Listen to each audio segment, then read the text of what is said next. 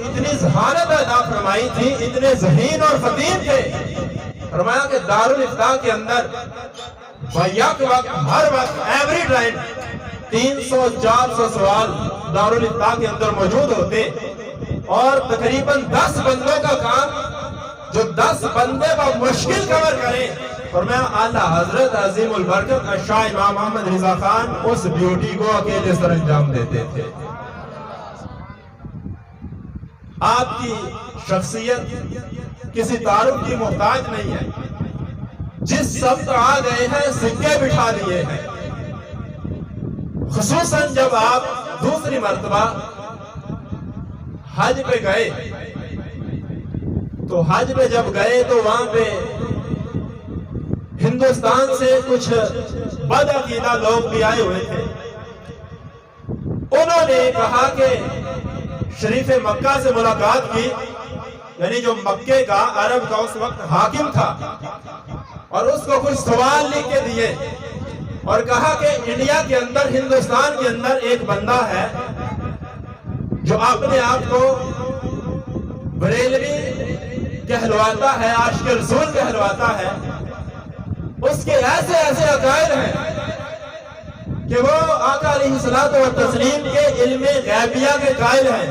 اور کہتے ہیں کہ آقا علیہ الصلوۃ والتسلیم کو اللہ جل جلالہ نے اپنے تمام ظاہری اور باطنی علوم رب نے عطا فرمائے اور علم کلی کے قائل ہیں۔ تو آپ ان کا عالمی سطح پہ رد فرمائیں اور علماء سے ان کے خلاف فتوے شائع کروائیں۔ جب یہ سوال اس نے 5 لکھ کے شریف مکہ کو دیے جو اس وقت کا حاکم تھا، تو چونکہ اس وقت حاکم جو وقت کے ہوتے تھے ان کے کانٹیکٹ علماء سے ہوتے تھے، اور جب بھی کوئی مسئلہ درپیش آتا علماء کی طرف رجوع کرتے، تو اس وقت کے عرب شریف کے حرمین طیبین کے سب سے بڑے مفتی محمد شیخ صالح، آپ اس وقت آپ کا فتویٰ عرب کے اندر چلتا تھا، حرمین طیبین کے اندر، اور انٹرنیشنل مفتی تھے آپ۔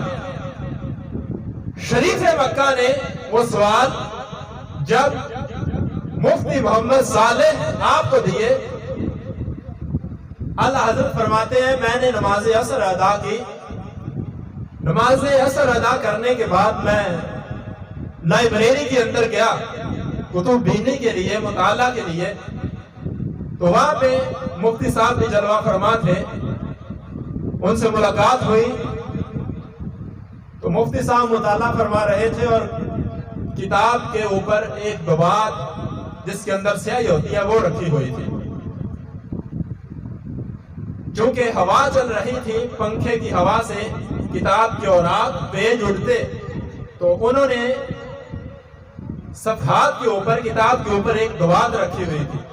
اللہ حضرت عظیم البرکت شاہ امام محمد رضا خان علیہ رحمت الرحمن جب آپ نے دیکھا تو آپ نے وہ دوات اٹھا کے نیچے رکھ دی۔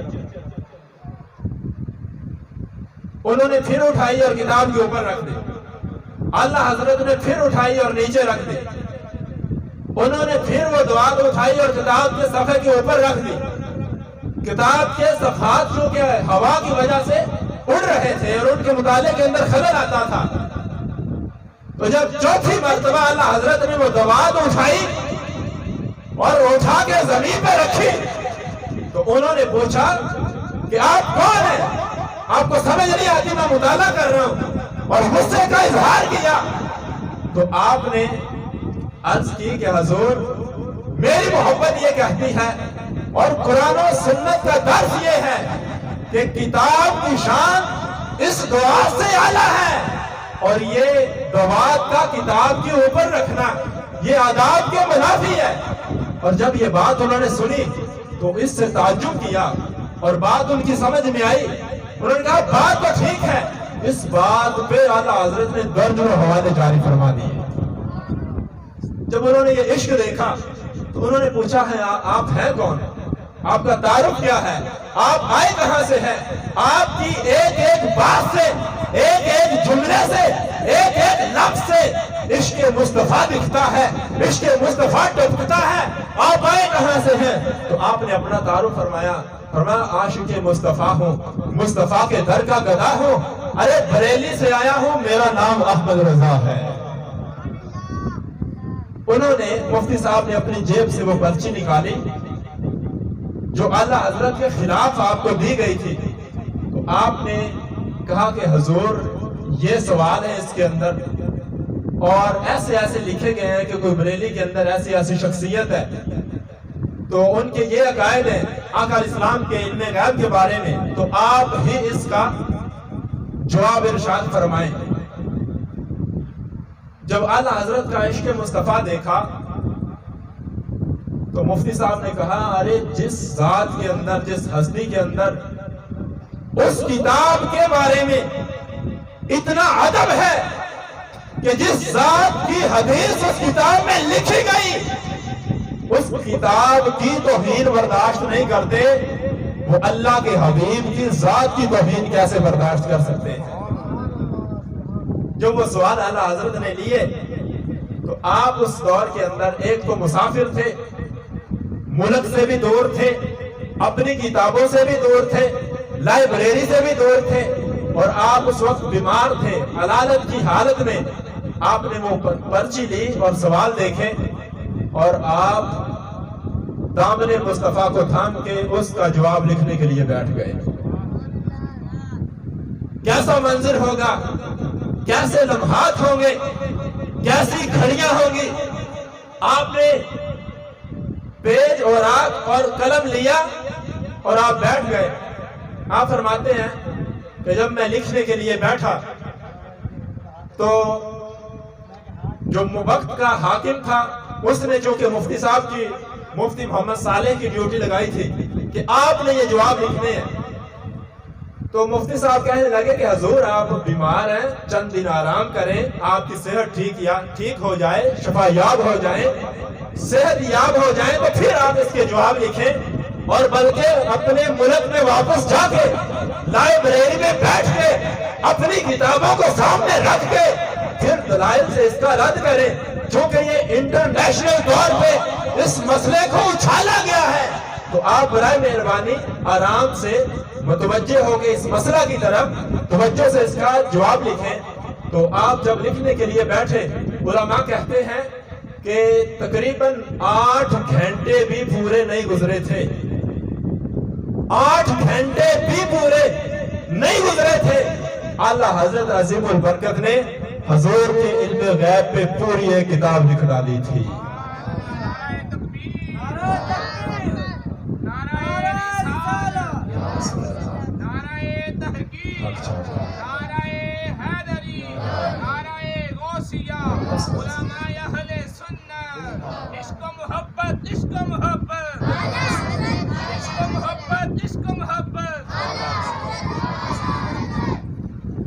جس کا نام الدولۃ المکیہ رکھا۔ جب وہ کتاب علماء کو دی گئی، جو مفتیان وقت تھے ان کی بارگاہ میں پیش کی گئی کہ وہ اس کا مطالعہ کریں، تو جب علماء نے عرب کے حرمین طیبین کے مفتیوں کو وہ کتاب دی گئی، انہوں نے اس کے اوپر تقاریر لکھی، تو کوئی بھی عرب کا مفتی یہ بات ماننے کو تیار نہیں ہو رہا تھا، کہ یہ بات سمجھ میں نہیں آتی کہ ایک عجمی بندہ، ایک ہو عرب کا رہنے والا، عربی بولنے والا، فرمایا وہ تو عربی کتاب لکھے تو اس کے لیے کوئی بعید بات نہیں ہے کہ عربی مہارت اس کو حاصل ہے، ایک عجمی بندہ اور ہند کا بندہ اس ملک کے اندر آ کے اور عربی زبان میں کتاب لکھے، عقل اس بات کو تسلیم نہیں کرتی۔ تو جب وہ کتاب لوگوں کے سامنے پیش کی گئی، ملک شام کے اندر گئی، ملک حجاز کے اندر گئی، مصر کے اندر گئی، تو کوئی بھی اس بات کو مانتا نہیں تھا، تسلیم نہیں کرتا تھا کہ 8 گھنٹے کے اندر کتاب، اور وہ بھی عربی کے اندر، اور وہ بھی عجمی بندہ، اور اتنا عشق رسول بندہ کہ ہر پیج سے، ہر سطر سے، ہر جملے سے، ہر اس کے ورق سے عشق مصطفیٰ کا جو جام ٹپکتا نظر آتا ہے، عشق مصطفیٰ کے جام لہلہاتے نظر آتے ہیں، یہ کیسے ہو سکتا ہے؟ تو جب یہ بات اعلیٰ حضرت کی بارگاہ میں گئی اور پوچھا گیا کہ حضور یہ کیسے ہو سکتا ہے؟ نہ تو آپ کے پاس کتابیں تھیں، نہ آپ کے پاس لائبریری تھی، نہ آپ کے سامنے جو مشہور آپ کی کتابیں جن کا مطالعہ آپ نے کیا اور جو کتابیں لکھی نہ وہ تھی، تو آپ نے کتاب کیسے لکھی؟ تو قربان جائیے اعلیٰ حضرت کے جواب میں، اور آپ کی مقبولیت کتنی تھی اللہ کے حبیب کی بارگاہ میں۔ آپ نے ارشاد فرمایا کہ مجھ سے سوال کرتے ہو، ارے احمد رضا سے پوچھتے ہو، تو میں تو یہی کہوں گا، میں نے جیسے کتاب لکھی میرا طریقہ یہ تھا، جب میں وضو کر کے باوضو ہو کے دامن پھیلا کے اپنی توجہ دلی اور ظاہری گنبد خضرا کی طرف کر کے اور کعبہ اللہ کی طرف کر کے مقام ابراہیم کے پاس بیٹھا، فرمایا ایک طرف اللہ کے حبیب آ گئے تھے، فرمایا درمیان میں مولا علی مشکل کشا شیر خدا رضی اللہ تعالیٰ عنہ آپ آ گئے تھے، اور ولایت کے شہنشاہ حضور شیخ عبد القادر جیلانی رضی اللہ تعالیٰ عنہ، فرمایا آپ بھی جلوہ فرما ہو گئے، فرمایا رب کا فضل ملا، مصطفیٰ کی رحمت ملی، مولا علی شیر خدا آپ کا فیضان ملا، غوث پاک کی مدد ملی۔ فرمایا جب یہ فیضان اکٹھے ہو گئے، پھر احمد رضا نے قلم کو ہلایا ہے، عشق مصطفیٰ کا پرچم لہرایا ہے، رب نے کرم فرمایا ہے۔ فرمایا احمد رضا نے کتاب ایسے لکھی ہے، فرمایا اللہ کے حبیب مولا علی شیر خدا رضی اللہ تعالیٰ عنہ، حضور شیخ عبد القادر جیلانی رضی اللہ تعالیٰ عنہ، فرمایا جو آپ ارشاد فرماتے جاتے تھے احمد رضا کا قلم وہی لکھتا جاتا تھا۔ یہ آپ کی مقبولیت تھی دربار رسالت میں،